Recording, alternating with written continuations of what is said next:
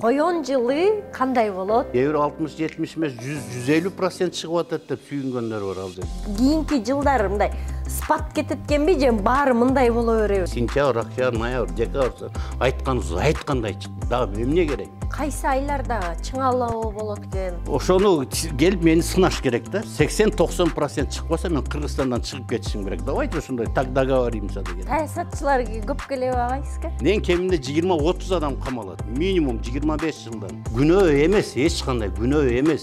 Данды көп жегиле, маймыл болсо банан көп жегиле, ал мындай болбогон мындай бир аз сөз болуп калат да, грубый айтканда бир аз дөөрөгөндөй. Кадыр Жапаровдун карайлыгысызбы? Ташиевдикин карап көрүңчү дейт. Ташиевдикин карадым мен. А күчтүү бийлик деген кимдер?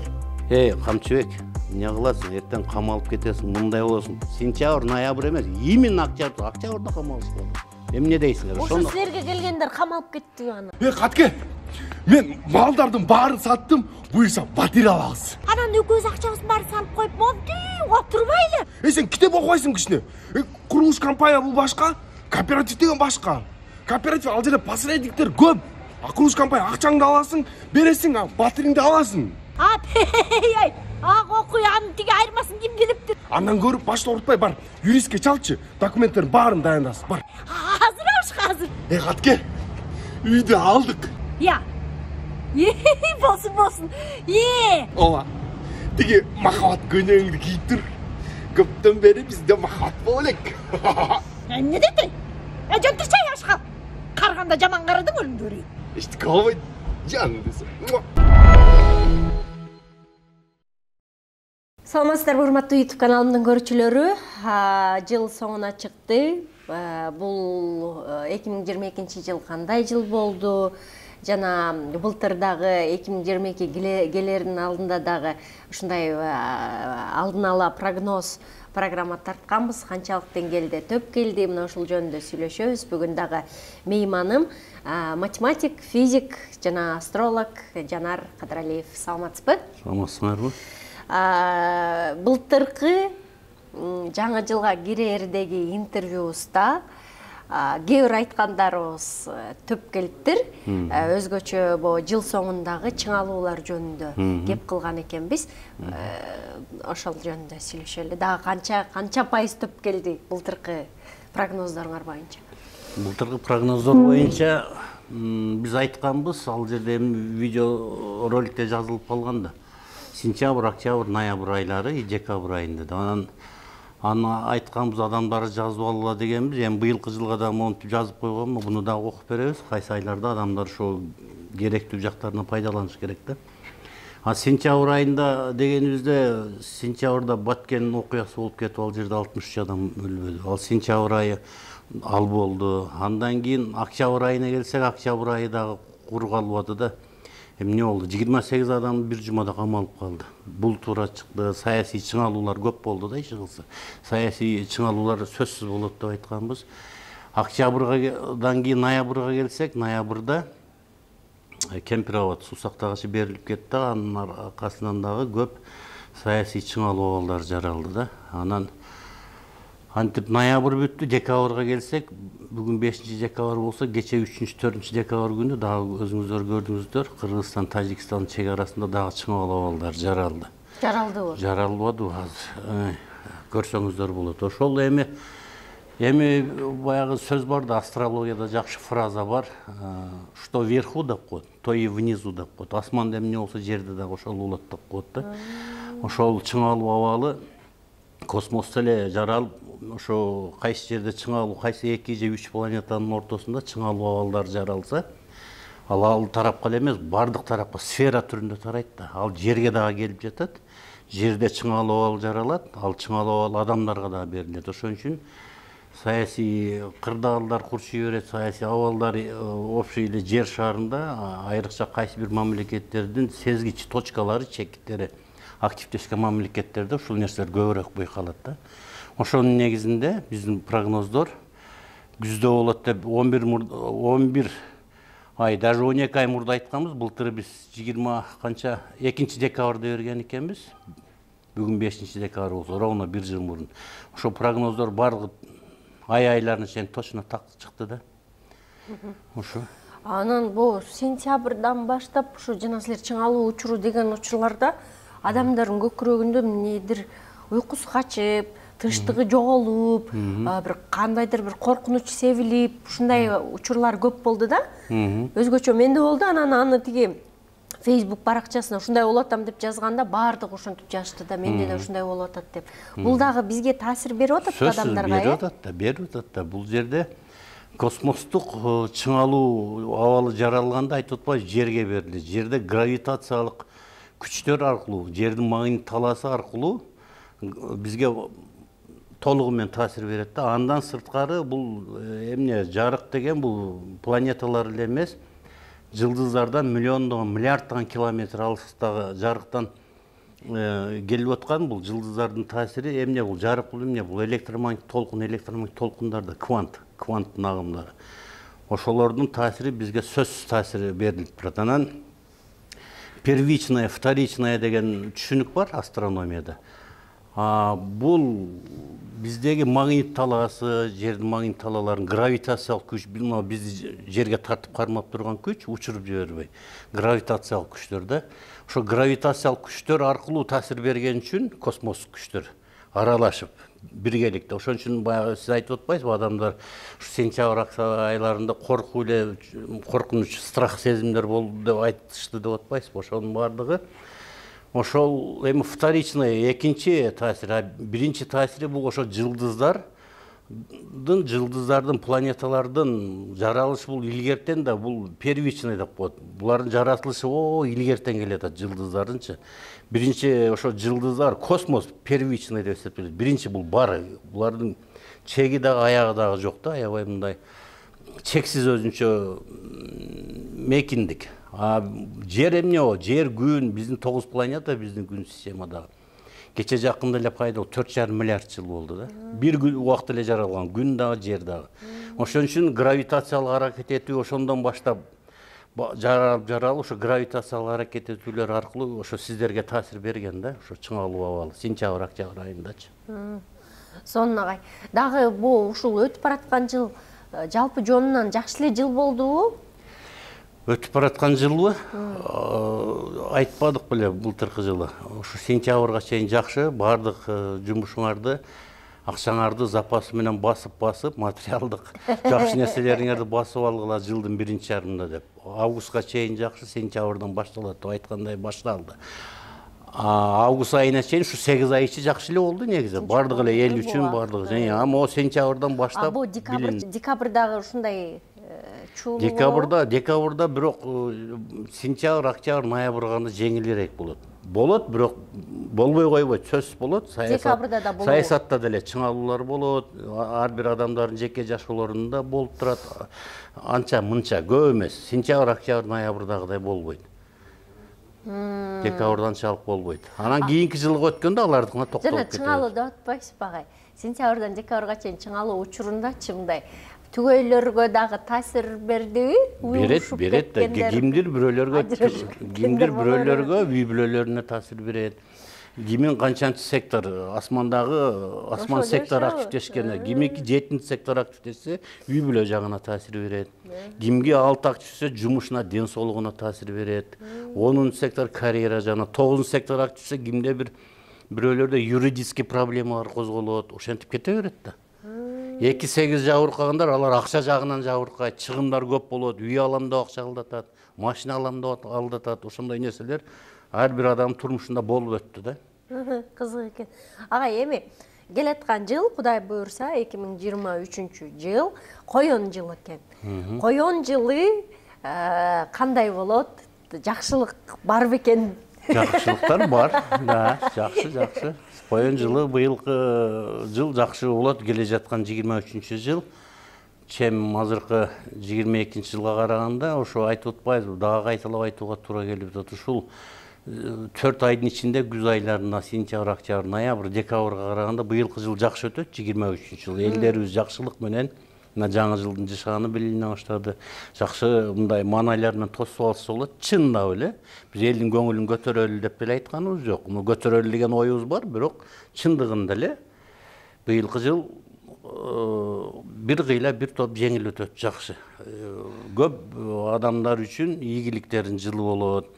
Анын үстүнө бул жерде асмандын 3-чү сектору жакшы жактан чыңалуу абалында, 12 сектор бир аз чыңалуу абалында, 12, 3 жакшы жактан.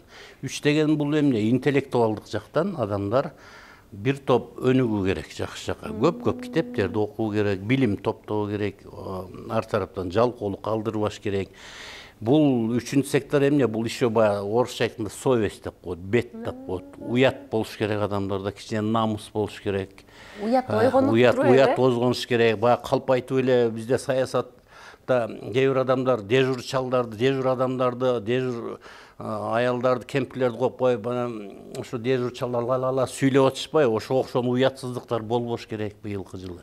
Ким ошондой уятсыздык менен, кимдер калп айтуу, ушундай иштер менен, манипуляция иштери менен, куулук саясат, иштер менен алек боло турган болсо, ал адамдардын иши сөзсүз кедерги кете берет да аркасынан. Ошол себептен быйылкы жылы ошо илим билим топтош керек, баягыдай көрө албастык деген болбош керек, бири-бирине бут тосуу деген болбош керек. Ошондо аябай жакшы кетет ошондой адамдардын. Ал эле эмес, ушул жыл аябай мындай старт алчу жылдардын бири көп эле адамдар үчүн ошо 12 зодиакалдык белгидеги. Эми биздин башка мамлекеттер менен биздин анчалык ишибиз жок да, мындай грубый айтканда. Биздин мамлекет чтобы жакшы өнүксүн үчүн элибиз 7 миллион калкыбыз бардыгы жактан жакшы өнүгүү болуш үчүн, экономикалык жактан бардык жактан жакшы өнүгүү болуш үчүн ошо элибиздин айтып атпайбызбы, бул 3-чү, бул Меркурианский деп дагы коет, Меркурий планетасында таасири чоң да. Ошон үчүн илим билимде өнүктүрүү керек деп атпайбызбы? Ошо менен бирге эле баягыда калп айтууну токтотуш керек, аң сезим болуш керек, көрө албастык болбош керек. Мисалы, мен эми азыр кыстарып эле кетейинчи. Баягы сиздин да канча мынча Facebook'ta жазасыз, өтө маанилүү нерселер жазасыз да, көзүңүзчө мактоо эмес, бирок мен комментарийлер жазып жүргөм. Көп нерсени байкайсыздар, биздин кыргыз элинде эмне, улуу муун кандай, орто муун, жаш кичүү муун кандай. Сиз байкайсыз ар дайым. Анан ошону байкаганыбыздан кийин айрыкча жаш муундарыбызга мен азыр ошо азыркы көрсөтүүдөн пайдаланып айтып кетким келет. Өтө аң сезимдүүлүктү күчөтүш керек, көрө албастык болбош керек. Биздин кыргыз элинде көрө албастар көп десе мен ишенчү эмесмин. Такыр ишенчү эмесмин. Сиздин ошо нерселериңизден байкадым. Кичүү муун, орто муунга үлгү көрсөткөндүн ордуна улуу муундар көп көрө албастык кылып бут тосуп бири-бирине аябай ушундай болот экен десе, деп сизге комментарий жазган, мага бир 3-4 жыл болуп калды. Facebook'тан жазгам да. Анан таң калгам да, ошо баягы көп жашаган билбейт, көптү көргөн билет дегендей. Анан ошондо сиз жөнүндө дагы жазып атпадым, тим эле мактап, комплимент башка битый кыз деп. Анан биздикилер чындап мындай көрө албастык көп экен, ошону токтотуш керек. Мисалы, сиз кайсы бир сферада өтө кыйын адамсыз, ошо бир кыргыз балабы же бир кыз иштеп атат, бир жерде производстводо же госслужбада, мамлекеттик кызматта иштеп атса, кыйын да, өтө кыйын. Бул кызбы же бул балабы. Эгер дагы бир адам келип калса, өтө кыйын. Ага ич таарыбаш керек эч качан. Ич таары, бут тоскон адам эч качан жалчыбайт. Бул закон, всё, это космический закон. Мындан бул жакка ошондой кетет. Кыргыз элибиз ошондой көрө албастык, ичи таардык нерселердин сапаттарын баягы сиз 3-4 жыл мурун айткан. Ошондой нерселер всё жок кылыш керек. Только аң сезим. Күчтүү, мынтип эле кабыл алып, менден күчтүү экен, азамат, молодец, китепти көп окуган экен, билимни көп топтоптур, менден кыйын экен деп гана жакшы кабыл алыш керек. Аң сезимдүүлүк жолду. Мына орустарда, европейцтердей болуп. Эмне үчүн Россия өнүккөн мамлекеттер өнүгүп эле кетип атат, европалык мамлекеттер. Аларда андай көрө албастык, ичи таардык сапат жок аларда. Жок кайсы.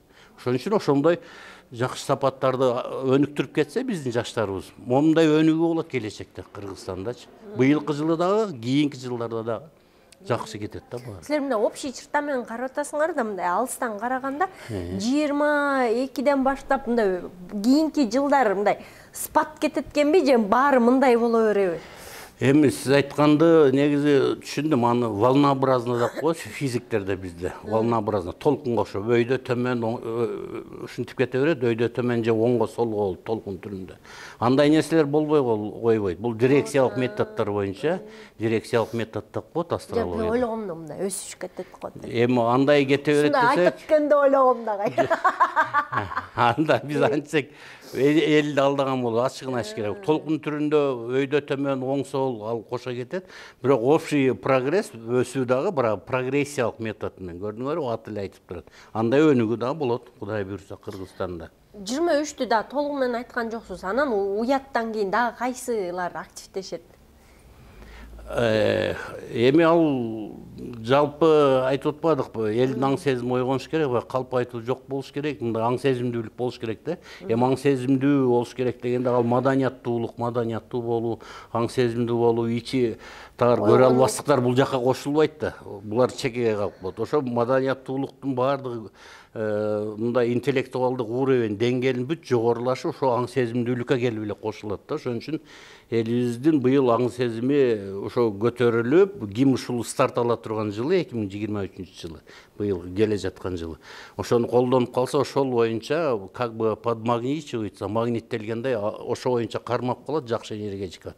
Элдин көзүнө сүйкүмдүү көрүнөт ошо адамдар. Бул жерде деле Россияга, Америка, Германия, Францияга барыш десе деле баягыдай куулук жок. Мен көп иштеп калдым, ал аз иштеп калды. Мен бекинип отуруп алайын деп бекинип отурмай жок, аң сезимдүү. Алар кажынып эле иштейт да. Ошондо иштеш керек. Немечи? Бу кайсы айларда чыңалуу болот экен? Кайсы айларда? Жакшы, быйылкы жыл көбүнчө эле жакшы деп атпайбыз. Мына немени айтып койсок болот бул жерде. Мен унутуп калбайын деп жазып койдум. Январь жакшы. Саясий чыңалуу жок экенби? Болот, саясий чыңалуу ушул айтылган учурларда саясий сферада да чыңалуулар болот, жеке адамдардын жашоолорунда. Бул январдын 1-жарымы. Мына жаңы жылдан кийин эле. Жаңы жылга жакындаганда билине баштайт. Ошого январдын 1-жарымы чыңалуу абалында элдерибиз жазып алсын. 2-февраль айынын 2-жарымы кооптуу чыңалуу абалы. Саясатта дагы жалпы жеке жашоодо кыйынчылык абалдар жаралат да, жолго чыгып алсаң деле машинаң бузула берет, бул кыйынчылык менен бардыкта турмушта деле башка. 3-майдын 2-жарымы чыңалуу абалында, июлдун 2-жарымы, элдер жазып алсын шуну көрүүчүлөр, июлдун 2-жарымы, августтун 1-жарымы сразу эле. Ушундан утурлап, августтун 1-жарымы, так июлдун 2-жарымын айттык. Андан кийин октябрь, ноябрь айлары чыңалуу абалында. Андан кийин бардыгы жакшы кетет. Bundan başka azırkı жазылгандан башкалар айлардын бардыгы жакшы айлар болот, жакшы мезгилдер. Так что аракет кылсак болот. Тен соолук, акча жаат. Бардыгы жакшы болот. Могу азыркы аталган айлардан башкалар баары жакшы болот. Сиз Дед Мороз болуп атпайсызбы? Баары сонун болот атпай? Силе болобу агай? Эми сонун болот дегенибиз жакшы да, жакшы кабар айтканыбыз жакшы жаңы жыл астында элге. Жакшы, ошонусу жакшы агай. Анан баягы жаңы 2023-жылына карата гороскоп чыгарыптырсыңар, баары бир неме жылдыз белгилерге карата Астра Төлгө алды да 23-жыл кимди эмне күтөт деген. Ооба. Анан эң жакшылары бар бекен, анча эместери мындай кыласыңарбы? Же ал эсте калбайбы? Жок, ал жерде бердик, ошо 12 зодиак алдык белгиге, анан ал жерде дагы баса белгилеп айтып кетчү нерсе бар. Ал жердеги гороскоптор ошо жазып атпайбызбы? Ошо жылдыз, мисалы, Чаян, Скорпиондор мындай, Тараза, Весыларга мындай нерселерден. Ал жерде 20% туура чыкса сүйүнсө болот да, эч. Ой, туура чыгат, жалпы прогноз. Жалпы прогноз. Бир гана күндүн таасири эске алынат. 9 планета плюс Луна айдын таасири эске алынган эмес. Ошон үчүн кээ бир окуп алып, меники бир 20 эле 30 же 50% жарымы чыгып атат, анан 60-70% чыгып атат дейт. Эми адам аркылуу баалайт. Кээ бир 60-70 эмес 100-150% чыгып атат деп сүйүнгөндөр бар ал жерде. Анан ошондуктан ал жерде 20%. Эгер жекече прогноз түшсө, баягы 9 планета плюс Луна, жердин айлануусун, адамдардын ар биринин төрөлгөн убактысын, жердин айлануу эмесин 24 саат ичинде, анда жекече 4,5 миллион түрдүү гороскоп да. Ошонун ичинен бир өзүңүздүкүн көрсө, ошо өзүңүз жекече гороскоп. Ошон үчүн азыркы могу чыңалуу айларда чыңаласы баары эле кыжалат болбош керек.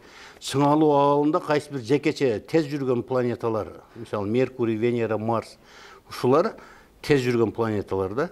И Луна жарык чыгаруучу, и Солнце бул жарык чыгаруучу. Өткөндө жолду кыскартып астрономияда буну биз ушул планеталар деп койсо, ушул планета деп бир кыйын философтор чыгыптыр мени сынап. Сөздү кыскартып ал жерде планета деп кое берет да, Луна, Солнцени.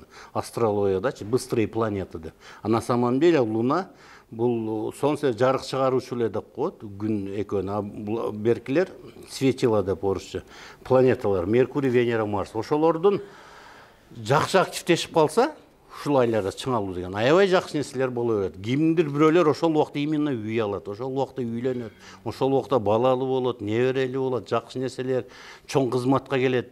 Бардык жакшы нерсе боло берет. Ошон үчүн жекече личный гороскоп түзүш керек да.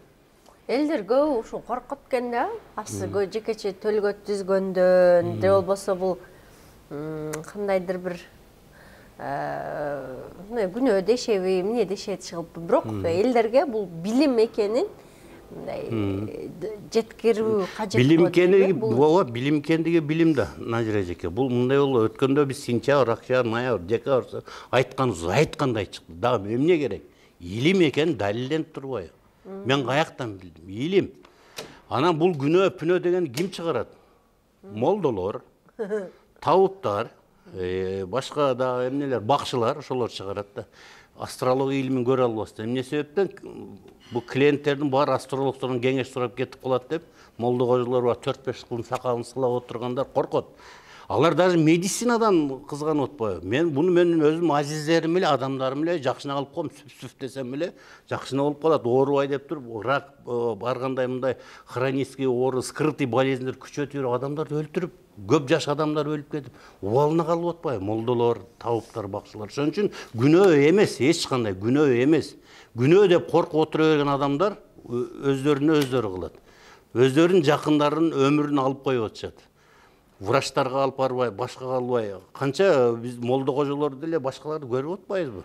Мен леченияга барбайм деп отуруп өздөрү өлүп кеткендер болуп атпайбы? Лечения албайчы, кечигип. Негизи эле коёндун мүнөзү кандай болот? Ошого жараша.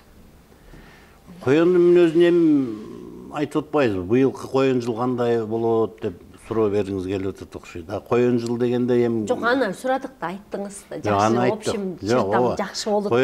Коён жыл кандай болот дегенде, жалпы восточный гороскоп боюнча айтылат да, восточный астрология боюнча. Бул мисалы мындай бир аз коркогон, мындай пушистый жаныбар, мындай деп сүрөттөп жаза беришет. А мен былтыр сизге дагы айткам, дагы кайталап айтууга туура келет. Бул восточный гороскопко жыл сүрүү боюнча эч кандай маани бербеш керек. Мисалы айтып коюшат. Маани берилбейби? Маани берилет. Мисалы коён жыл эмне болот десе, быйыл коён жыл кээ бир ошо восточный астрологияны жазгандар, это профессионал астрологдор эмес да. Эптеп өзүн астролог деп атап алып, самозванецтер да. Анан жазат, кой жылы мындай, анан чөп чарды көп койгула жаңы жыл астында. Сабиз, морковканы көп койгула, сабизди жакшы көрөт дей берет.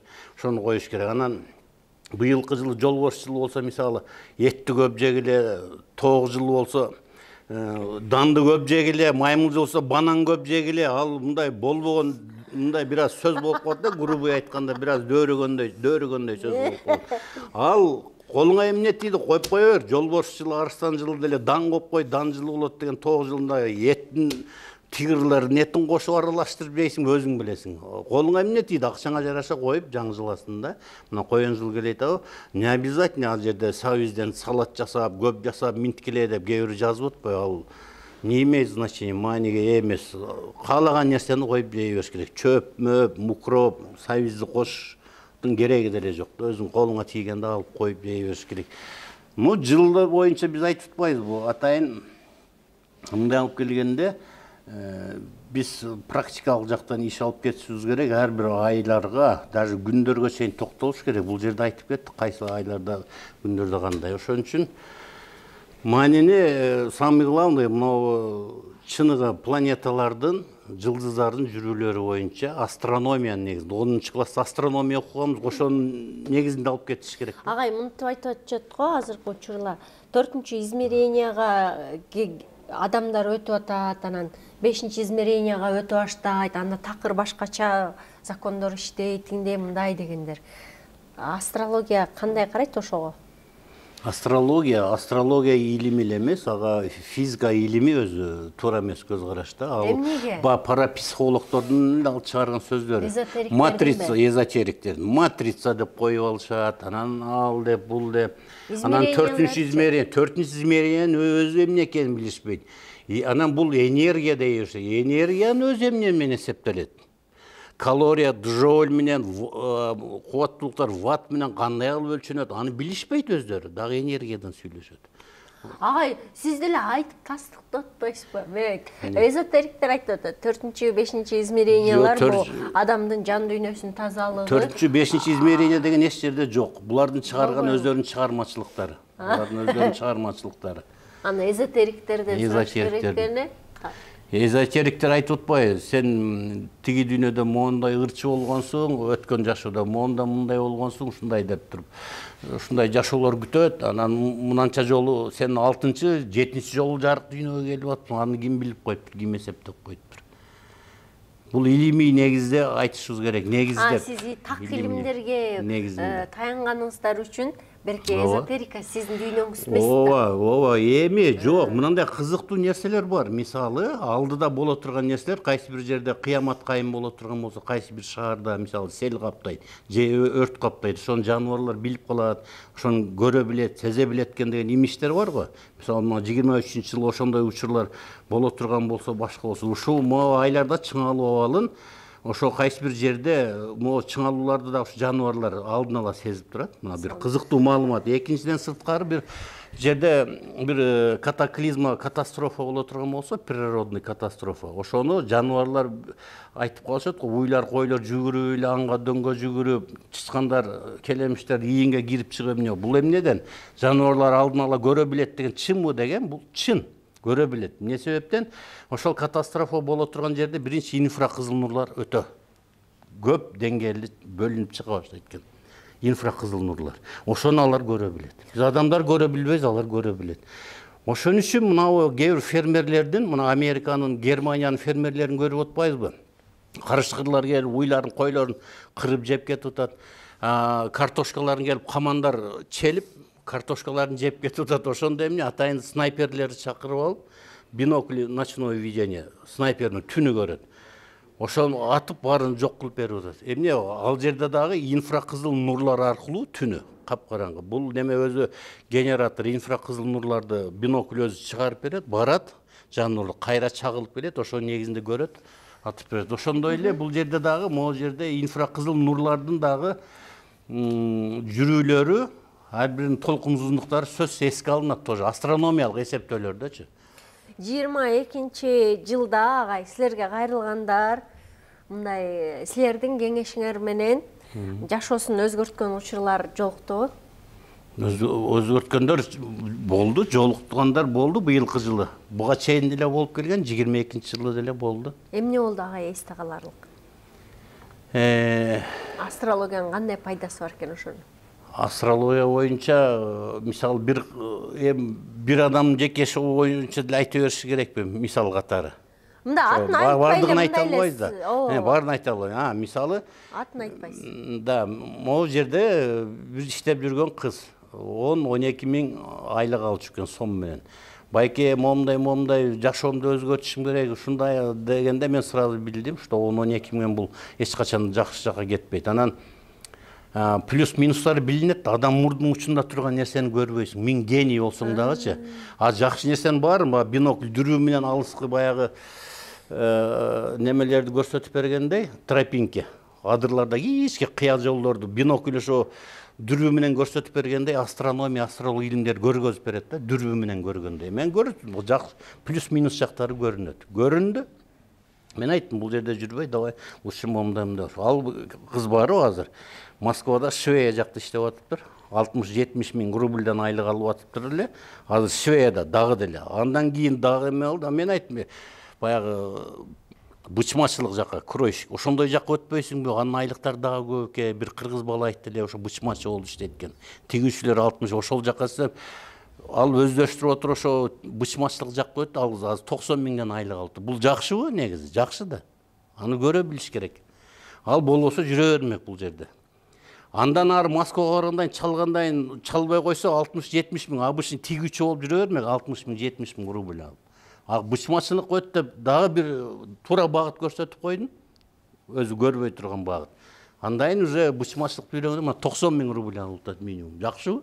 Жакшы. Андай учурлар толтура.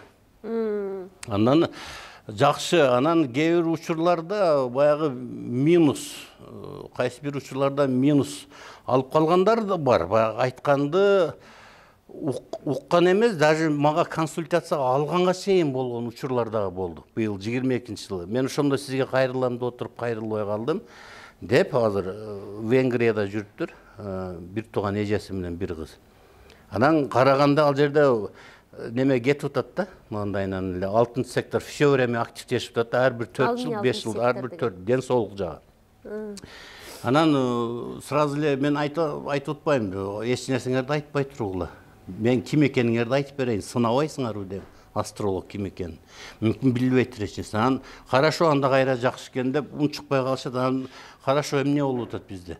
Азыр ден соолук боюнча апасы экөө сүйлөшкөн экен эле бул жакта айыл менен. Анан эжеси экөө чогуу громкость коюп сүйлөшүп атыптыр. Анан ден соолук боюнча ушундай проблема күчтүү десем, ал бул качан бүтөт дейт.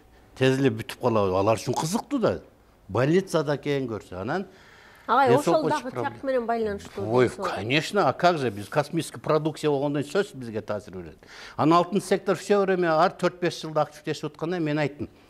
Чынын айтайынбы, же кагаз короп айтайынбы? Мындай комуздун кылы менен угузуп айтайынбы? Мындай айтпай коем кагаз короп десем, кээ бир минус нерсени ачык айтыңыз.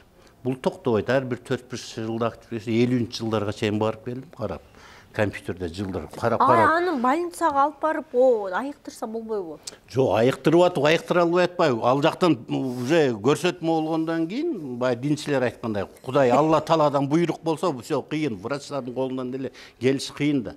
Анан мен мактанбайм, врачтар диагноз кое албай калат, врачтар молодец, түзүк, врачтарды мен мактайм, мына айтайынбы, 97-98% учурда булар туура коет. Прогноздучу, мындай диагнозун туура койду. 97-98, 2-3% кое албай. Ошо 2-3% кое албай койгонду мына биз коюп берип атабыз. Кайсы жакта ошо диагноз кое албай аткан жак. Көрүнөт бул. Бүч солидный наука, физика, математика, астрономия иштеп аткандан сөз чыгат да бул нерсе. Анан айтып атпайбыз, баягы кыздыкы ошентип кете берет экен, көрсө анда уже раковый болезнь бар экен, баягы кыздыкында. Анан кагазга оорубай айтканда аны айттык, азыр аягына чыгып коеюн, мен чыкканча сөздү бөлүп таштап атасыңар. Анан бул 6-сектор боюнча ошол өмүр бою кете берет. 50-жылга чейин компьютерде барып келдим. Уже баары токтобойт, ал болуп турат, ар бир 4-5 жылда, 5-6 жылда кайталанат. Андан Марс катуу активдүү, ал 5-сектор. 5-сектор эмес, сектор любви, сектор детей. Любовь болот, анан бала төрөлөт да. Сектор красоты дагы ал жерде 5. Анан немеге байланыштуу дагы операциялар өтө кооптуу. Красотага байланыштуу. Это мындай пластическая операция башкаларга барбаш керек десе, как раз бетке операция кылдырган экен, бырыш-тырыштары бар, баш тарттырабыз. Ал жер бүтпөй калып, азыр совсем мындай кылып кетип атыптыр, уже 3-чү жолу операцияга кирип атып, совсем күчөп кетиптир, ушу Венгрияда экен. Азыр эми укмуш, эми таң калышты, эми артык кылабыз деп тыртык кылды. Бул эми врачтар айтып атат дейт. Кожасын ушу бут сан тараптан алып келип койгон экен. Баары бул тырык, ошо шрамдар, чоң шрамдар калды дейт, ушу бет. Ошолор эми вообще кетпей турган. Сол жагында өтө көп, оң жагында бир аз бар дейт. Эми ал жок болбой турган болду. Монтип чыгат, бардыгы чыгат да. Үйлөнүп чыгабыз. Үйлөнүү бул элементарный нерсе. Агай, немечи өлүп кала турган болсо, аяктан да чыгабы ошо? Ал сөзсүз чыгат үйлөнүп. Аны кантип айтасыз бетте? Назира, давайте мындай кылайлы, элге ишенчликтүү болсун. Мисалы мен кыла турган ишим калбай калгандыгыма мен астрологияны өздөштүргөнүм жок да. Мисалы ачыгын айтканда, физиктер биз мисал маселелерди гана чыгартып коюу менен болуп чектелиш керек. Институт, университеттер, мектептер да. Мен производствода мисалы электроэнергетик менин деңгээлимдеги ошону айтканга аргасыз кылып атасыз. Электроэнергия менин деңгээлимдеги электронщик, электроэнергетика боюнча күчтүү специалист жок Кыргызстанда. ГЭСтерге, тесттерге бардык жактарга мени чакырууңду атышат. Нормально акчаларга, конечно. Анан ошондой нерселер болуп туруп, анан мен ушул нерсеге астрология менен займаныш эткенге мен күнүм бүтүп калган жок да. Бул өтө так болгондо баса өткөндөгү мына 28 адамдын ичинде 2 адамга калпта айтсам Кудай турбай үстүмдө. Bir adam gelip gitti Mart ayında. Ben ayttım bürösünde. Bürösü kийинчерээк келди, где-то май айларында. Именно октябрь айда камалуу болот десем, мен сынап атпайм, саясатчылар biraz куураак болот эмеспи. Может сентябрда, может ноябрда дейт. Сентябрь, ноябрь эмес. Именно октябрда камалышпады. Эмне дейсиңер? Ошо силерге келгендер камалып кеттиби анан? Жок, ооба болот. Мына именно жок, ал уже камалып чыккан адамдар эле. Мен абайлагыла октябрда дагы болотса мен сынап атпайм. Мага керек, мага ишенбегендер мына комиссия түзүп келгиле. Любой адамды мен ким экен 80-90%. Мисалы кече бир жакында бир өтө маанилүү событиялар болуп өттү, башка болду. Ошону айтып өтөлүчү, мында кызык да, эми кандай десе. Ошону келип мени сынаш керек да. 80-90% чыкпаса мен Кыргызстандан чыгып кетишим керек. Давайте ошондой так договоримся дегендей. Точно айтып берсем чыгып кетем. Бир баланыкын түздү мисалы. Аялы келинчеге экөө түзүп атат. Эми атын айтпайбыз аларды, конечно, скрытый. Бизнес тарапта аябай өнүккөн неме. Анан мен айттым, январь айында аябай күчөгөн сеники, пикке жеткен 4-сектору, бул родители. Ата-энеңди этчат кыл. Өзү дагы жашы чоң эле адам. 70-жылкы, жашын айтып кое берейин эми. 50-дөн ашып калган адам да. Анын ата-энеси болбошу мүмкүн да уже. 50-дөгүлөрдүн көбүнүн ата-энеси өтүп кетет. Анан не знаю, 4-сектор. Бирок ал жерде баа, ошон үчүн оценка деген сөз бар. Оценка физикада. Баа бериш керек да, лабораторный работа, мисал маселе ошого баа бериш керек, канчалык. Анан караганда 80% баягы неме деп коет, экзальтация. Экзальтациялык жерден знактардан таасир берген 80% күчкө болот. Бунукун карасам, Плутон берип жатат, Скорпион жылдыз тобунда. Уран ошол эле Плутондо экзальтация 80%, 100% күч болуп атат. Эми 100% күч таасир болгондо өтө күчтүү оппозиция болуп атат. Аспект первый аякта өтө күчтүү. Могу события сенде 100% болуп өттү деп айттым. Көрүп атасыз, болуп өттү. үй боюнча өтө чоң. Бул үй недвижимость земельница Атене дагы да, баардык ошо 4-сектор болдубу десем, болду. Ноябрда атам өтүп кетти дейт. Мен январда айткам. Мартта апасы өтүп кетти. Экөө ортолугу 3 ай, 4 ай болуп атат. Көрдүңөрбү? Ошону мен каяктан көрө билдим? Чыгып атты. Маневр дегенсиңерде Атене. Маневр ошол убакта болду январда, 22 январында. Плюс-минус 2-3 ай, 3-4 ай боло берет. Ал жерде погрешность, катачылык. Ошо немеде күчөгөн январда десем бунуку айтып атпайбы, 2 ай мурда ноябрда ал болуп атат. Атасы өтүп кетти. Немеде февраль өтүп, мартта апасы өтүп кетти. Ошол 100% уже болгон болуш керек. Болдубу үй боюнча же өтө чоң. Баягы мындай үй боюнча чоң банкроттук болду, же ата-энеси экөө бир эле нерсе да, 4-сектор десе. Ошо атасы, апасы деген бир учурда өттү. Көрдүм, ортолугу 3 ай, 4 ай ортолугу. Ошону мен кантип билем? Билмек эмесмин да. Понимаете? Саясатчылар көп келеби агайсызга? Саясатчылар көп эле келет. Көп эле келет. Ошо. Анан ошондой баягы мүмкүн сентябрда, мүмкүн ноябрда деп жоготкотуп кетет. Анан камалып ошондо дагы болот. Десе мүмкүн камалбай каламбы деп сынап көрүшөт. Атамбаевдичи качан чыгат деп караңыз. Мен Атамбаевдикин карадым. Атамбаевдикында, Атамбаев жакшы адам, негизи анын чыгып кетишин каалайм, бирок Атамбаевдикинде дагы эле чыңалуу абалы бар. Азыркы бийлик айтып кеткиз келет. Бул Атамбаев кокус бир нерсе боло турган болсо, кокусу да, ошол түрмөдө жатып, кокус мындай болсо, өмүрү менен кош айтышат турганбыз, болду, бүттү. Бул азыркы бийликтин дагы немесине, авторитетине чоң доо кетет. Азыркы бийликке сөзсүз доо кетет. Мен Атамбаевдикин көрдүм. Бул жерде 4-сектор все время активдешкен боюнча калып атат, 8, ошо 4. Азыркы сөзүм эле кыстарма, көрдүңүзбү? Бая сөзүң чын болсо, өзү менен өзү бири менен бири байланышып стыковка болуп кете берет. Азыркы баланы айтып атпайбы, 70-лык атасы эмнеде өтүп атат, ноябрда, апасы март айында. Үй деп дагы айттым, неме деп дагы айттым. Үй боюнча проблема болот же ата-энең боюнча депчи. дегенде эле мына Алмаз Шаршеновичтен сразу кыстарып кетейин, өзүңүз эстетип коюңуз Атамбаевди айтып. Атамбаевдин үйүнө атака жасаш да, өмүрүнө коркунучтуу болуп атат деп айттым азыр. Өмүрүнө коркунучтуу болуп атат. Ошондой эле өзүнүн өмүрүнө дагы. Анан ата-энесинин үйүнө да коркунучтуу болуп атат. Ата-энесинин үйүнө алып коебуз деп аракет кылышпады мындан 3-4 ай, 4-5 мурун, туурабы? Үйүнө алып коебуз, ата-энесинин үйүнө да күч келди, башка болду, өзүнүн өмүрү үчүн да. Мына байланыш да, баягы 70-жылдык болгондон Атамбаевге окшош эле чыгып атат. Анан бул бирдеке болсо азыр Атамбаев, азыркы бийликтин кадыры баркы кетет. Анан бир кыз неме берди. Суроо берди, Facebook'ta постоянно друзьяда менде Ташиевтикин карап көрүңчү дейт. Ташиевтикин карадым мен. Ой атаң болсун ырайын дедим, бул немеге дагы баа бердим да, астрология илимдеринечи. Мен Кудай турат үстүмдө, калп айтсам, Ташиевдин бир туугандары дагы турат, мага кайрылган бир туугандары. Кимис экенин айтпай эле коеюн. Ташиев жөнүндө кайрылып, Ташиевдин өзү менен дагы Ташиев эми жакшы эле киши, мындай жанында отуруп, экөөбүз бирге отуруп чогуу чай ичкен учурлар маңдай тескей. Жакшы эле киши, бирок туруп өзүн кармай албай кеткен жактары бар. Эмоциональный, эмоциясын кармай албай кеткен жактары бар. Анан аныкын туулган сааты боюнча эртең мененки саатын айтып кое бер эле, анан нече уят уже эртең мененки 5:46 минутасын чейин тапканмын. Ал боюнча кооптуулуктар бар эле саясий аренада, мунун саясий аренасында. Ошон үчүн Тажикстан менен постоянно бой болуп атканда өздөрүнчө рахмондорум ошондон улам да.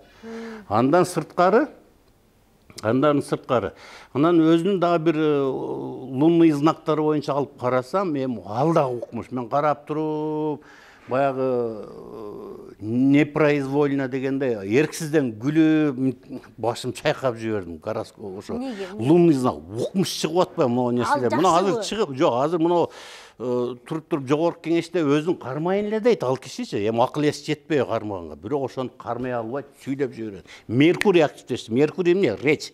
Это мыслительные процессы, мышление, тилди сактай албайт, кармай албайт. Ошон үчүн согуп жиберип атат батырат. Бул этият болбосо азыр ден соолугу үчүн, жумушу үчүн да коркунуч жаралат. Немен Ташиевдин жумушу үчүн да. Анан Марс активдешип атат 9-домдо. Марс эмне? Бул агрессивдүүлүктүн планетасы. 9-сектор бул чет мамлекет, зарубежный партнер, зарубежный страны.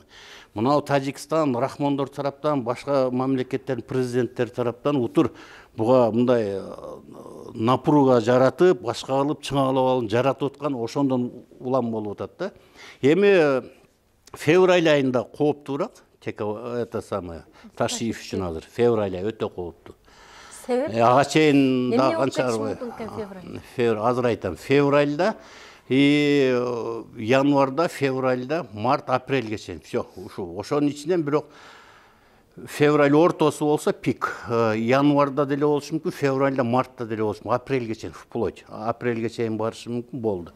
Ошол учурда кооптуулук жаратат. Айтып атпайм, бул эми азыркы бул эки дос деп атышат, эки дос аябай мындай катуу дружный дос болуп атат, Садыр Жапаров экөө. Бирок эми буларды мен как биз астрологический прогноз берип антан буларды жакшы, жаман деп саясаткарга жүргүзгөн иштерин сынабайбыз. Сынабай эле мындай айта турган болсок, эми биз аларга мүмкүн кеп кеңеш айтабыз.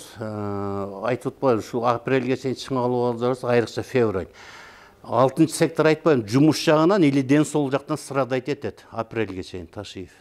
Ден соолук жагынан или жумуш жагынан сөзсүз страдать этет. Анан мен мынтип мисалы жумушунан кетиш мүмкүн деп деле айтып койсом болот. Бирок айта албайм. Эмне себептен? Мен эми акылым бар да, эмне себептен? Кетпей калса уят болом, туурабы? Ошон үчүн сөзсүз ден соолук жактан вот здоровье даст о себе знать, да? Ден соолугунан сөзсүз бир нерсе козголот, же жумушундагы коллегалар дагы 6-сектор. Мындай жашыруун түрдө аябай бут тосуулар болушу мүмкүн. Вредительский иштерин жүргүзүшү мүмкүн. Коллегалары эле ошо чогуу иштегендер, башкалар. Ошондон жумушу үчүн, ден соолугу үчүн коркунуч жаралат Ташиевдикинде. Эки достун ортосунан ырк кетеби же эмне болот? Эки достун ортосунда кетпеши мүмкүн бул. Буну мен астрологический эмесин салбаганда деле астролог, бирок Садыр Жапаровдун карайлыксызбы? Садыр Жапаров эле каралган. Садыр Жапаров кандай киши экен, жакшы эле киши экенби? Садыр Жапаров жакшы эле киши, бирок кайсы бир чечимдерди кабыл алганда, мамлекеттик чечимдерди кабыл алганда саясатчылар менен элдин, оппозициянын, жогорку кеңеш, бүт эле жалпы саясатчыларды, саясатта мурда жүрүп, азыр саясатта кызматы жок жүргөн адамдар, бул оппозиция, ошолордун сөзүн угуш керек эле. Укпай жатат. Садыр Жапаров да укпай жатат, Ташиев да укпай жатат. Бул акыры былтыркы передачада мен бир айтып келет, айтпай минтип кыйтып кеткен жер Марс агрессия, ал Садыр Жапаровдук болчу. И ошол эле Марс планета, ошол эле эң жакын досу Ташиевдин 9 секторда жайгашкан. Бул агрессивдүүлүк, мен бир нерсеге гарантия берип айтам, 100%. Айтып атпайм, мен өтө осторожныймын. 6 сектор активистте жумушта коркунуч жаралат деп атпайм, ден соолукта. Бирок кетип калат деп айтышым кыйын деп. Эмне себептен? Булар өтө дружный дагы, дос дагы. Садыр Жапаров бийликтен кетпесе, муну кармап тура бериши мүмкүн, жумуштан кетпей калышы мүмкүн. Ал жака дагы анализ жүргүзүш керек да, ага дагы акыл мээ керек да, астрологду. Мен мээни иштеттим, кетет деп айта коюшум кыйын. Бирок то, что Кемпироват суу сактаган жок. Луна дагы активдешкен Ташиевде. Кемпироват это сууга байланыштуу. Суунун баардыгын Нептун планетасы менен ушу Луна, ай башкарат. Луна катуу жабыркаган Ташиевде.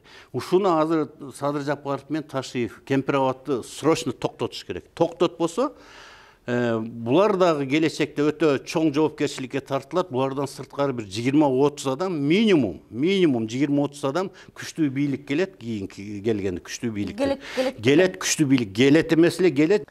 Баягы немелик азыр айтам. Минимум 20-30 жылга чейин 25 жылдан камалат. Мисалы минимум бир 20-30 адам. Баягы государственная измена, мамлекеттик чыккынчылык беренесинбе жогорку кеңештеги депутаттардан камалат. Эмне себептен? Ушуну ооздорун ачпай, мына жогорку кеңештин депутаттары Кемпироватка зыга өтсүн деп кол коюп берген депутаттар ойлонуп көзүн ачып койсун азыр. Мүмкүн болсо азыр ойлонуп туруп, азыр ошо немеде эле Ташиевде эле Садыр Жапаров досун айтып экөө токтотуп калыш керек. И могу жогорку кеңештин депутаттары да бар, бир каршы чыгып токтотуп калыш керек. Кемпироваттын айынан көп адамдардын башы кетет, камалып.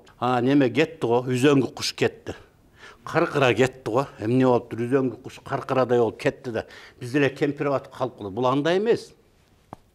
Баштары иштебейт биздикилерде. Эмне себеп? Карасыңар. Бул болот. Бул ал жайлоо. Үзөң кушка барып эч ким жашабайт. Каркырага барып эч ким жашабайт. Элдин муктаждыгы жок. Ошон үчүн эл жашап атат. Кемпироватта эртең курукчулук башталат. 5-10 жылдан кийин суу өтө аздык менен, тездик менен азайып атат. Таза суу пресная вода шунчалык азайат. Ошондо курукчулукка алып, малы кырылып, эгин тегиндер куурап, бүт кургакчылык башталганда, даже малы кырылмак үчүн адамдар өздөрү курулуп, өздөрү бала чакаларына бере турган суусу калганда, булар үзөң куш каркырадай алып коюп койбойт. Кемпироват келип, бийликти кийин келген бийликти ушунчалык күчтүү бийлик келет деп атпайбы? Күчтүү бийлик келбесе дагы аларды сыгып ушундай кекиртектен алып туруп, таптырып келет. Жердин жети түбүнөн болсо да бүт азыр качып кеткендерди. Жакшы иштей турган, Кыргызстанда оңоп кете турган саясатчылар бар. Эгер мен Ташиевдин бир тууганы болсам, азыр ушинтип совет бермекмин. Камчыбек, эмне кыласың? Эртең камалып кетесиң, мындай болосуң, түрмөгө.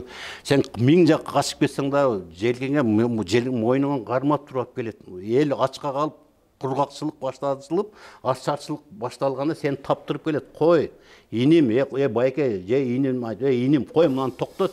Мен ошону айтмакмын да.